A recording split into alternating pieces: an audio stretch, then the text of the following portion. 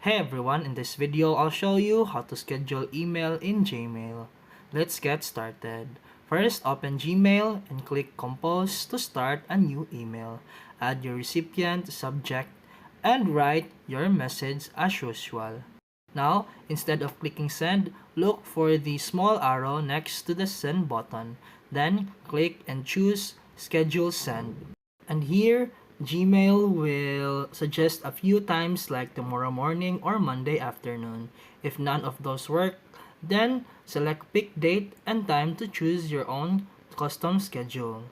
Once scheduled, your email will move to the scheduler folder on the left panel. From there, you can open it to review, cancel, or reschedule if you need to make changes. And that's it for today's video. If you found this helpful, please like and subscribe for more videos. See you in the next one.